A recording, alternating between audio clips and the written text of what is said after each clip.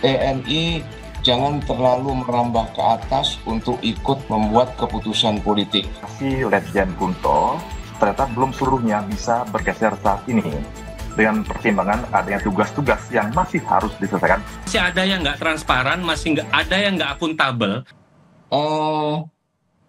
Ya, sebetulnya fenomena semacam ini adalah fenomena yang selalu dihadapi oleh TNI dan diingatkan oleh Panglima Besar Sudirman sejak era Panglima Besar Sudirman sampai detik hari ini.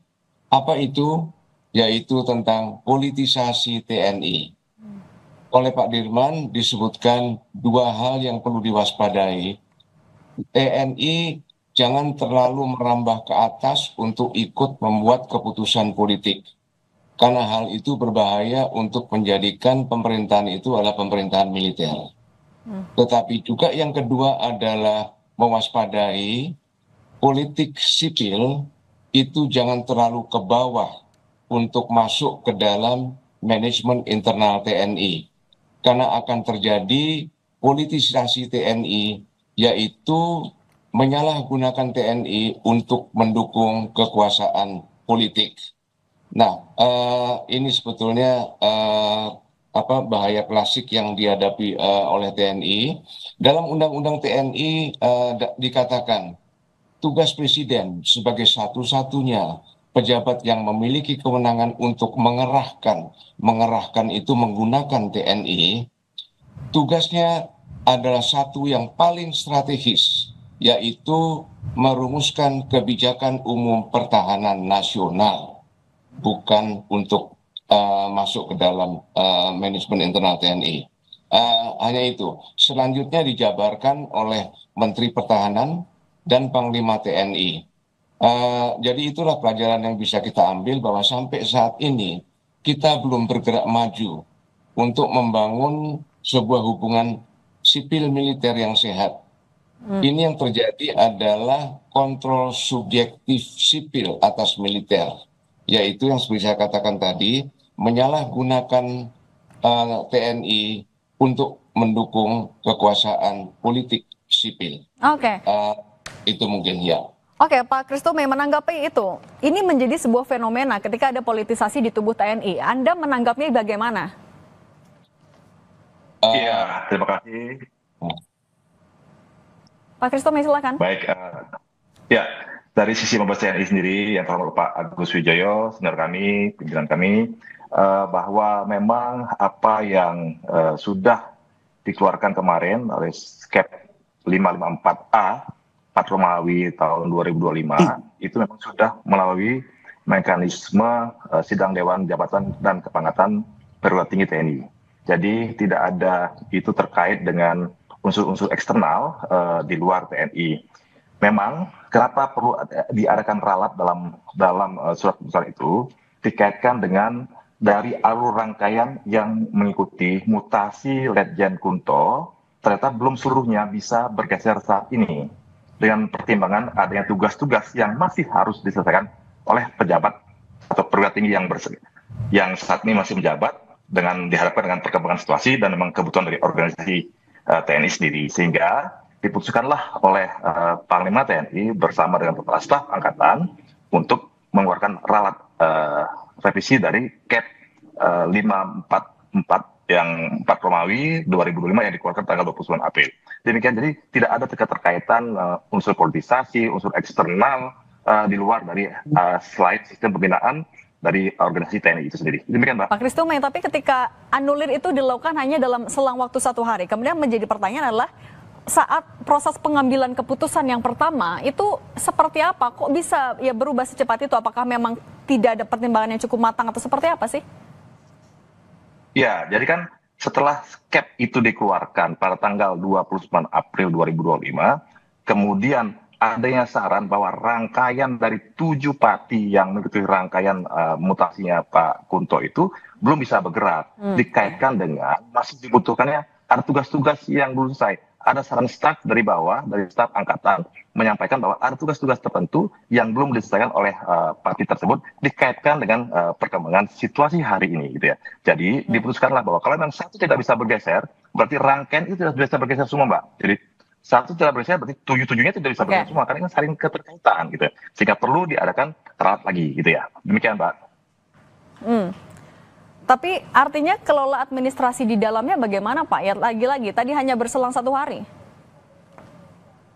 Iya, artinya kan 1 hari itu cukup lama loh, Mbak ya. Artinya kan perkembangan dinamika ini kan juga cukup berubah-berubah ya. Setelah kita lihat kembali, setelah staf menilai kembali, kok ada tugas yang memang masih harus dikerjakan oleh pejabat yang bersangkutan dikaitkan dengan perkembangan situasi hari ini gitu ya.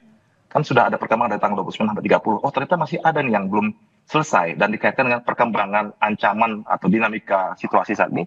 Makanya bahwa kita putuskan bahwa kalau memang tidak bisa bergeser para parti ini, berarti rangkaian itu tidak bisa bergerak. Nah, itulah yang membuat pertimbangan-pertimbangan itu sehingga perlu dikeluarkan revisi. Tidak ada kaitan dengan yang lain itu, Pak. Oke, kalau Pak Anton, Anda mencermatinya soal anulir mutasi ini. Kalau tadi kata Pak Agus, fenomena politisasi. Tapi kalau dari Pak Christomey, karena memang sesuai dengan kebutuhan, Anda mencermatinya yang mana? Satu, bagi saya ini bukan yang pertama ya anulir. Dulu pernah juga dilakukan anulir oleh TNI ya. Tapi itu ketika pergantian Panglima TNI. Jadi Panglima TNI dari Pak Gatot ke Pak Hadi. Pak Hadi itu menganulir skep yang pernah dikeluarkan oleh Pak Gatot. Jadi bukan yang pertama, ini ada relatif. Itu satu. Kedua, bagi saya memang ini yang mengherankan.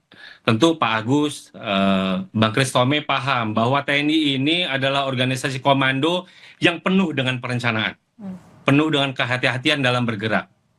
Jadi ketika argumentasi tadi Kapuspen bahwa ada tugas yang tidak bisa, ini kan menjadi tanda tanya, sehingga tidak mengherankan kemudian ada banyak anggapan, ada persepsi publik, ini ada politisasi.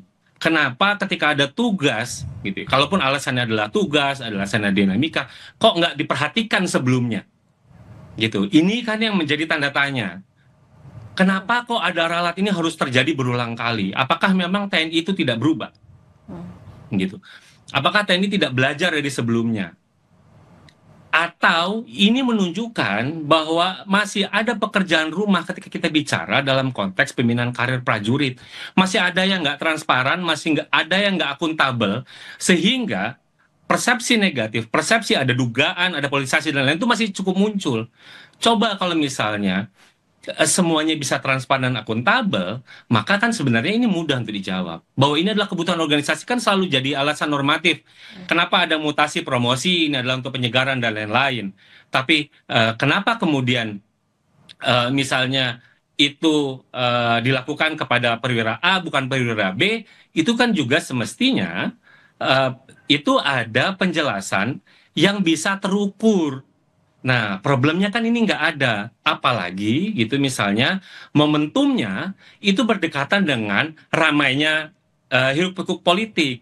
Apa iya gitu masa TNI tidak mempertimbangkan itu? Ini lagi ada rame bagaimana misalnya ada Pak Tri ya, yang kemudian ada Forum Purnawirawan gitu.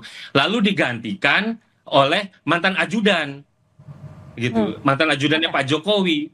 Dari segi kompetensi mungkin dia nggak ada masalah, tapi kalau ngomong tentang timing, apakah iya gitu misalnya mutasi TNI tidak memperhatikan itu? Saya nggak yakin. Kalau misalnya TNI-nya jadi ignorance juga, nggak heran dong gitu ada anggapan ini. Jadi bagi saya memang ini masih ada pekerjaan rumah ketika kita bicara tentang transparansi dan akuntabilitas dalam konteks pembinaan karir prajurit.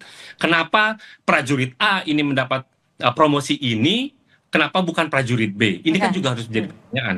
Walaupun Mbak, kita harus lihat, misalnya Pangkogap Wilhan itu memang biasanya dilakukan, biasanya diisi oleh perwira tinggi dari TNI AL. Tapi memang sejak 4 bulan lalu diisi oleh Angkatan Darat. Boleh saja. Tapi ketika kemudian ada diganti dari Pak Kunto, kemudian jadi Pak Hersan, kemudian tarik-narik, ya ini juga tidak ada salah juga dong ketika ada persepsi masyarakat muncul, apalagi kemudian argumentasi alasan yang disampaikan itu juga bagi publik itu tidak cukup memberikan kepuasan.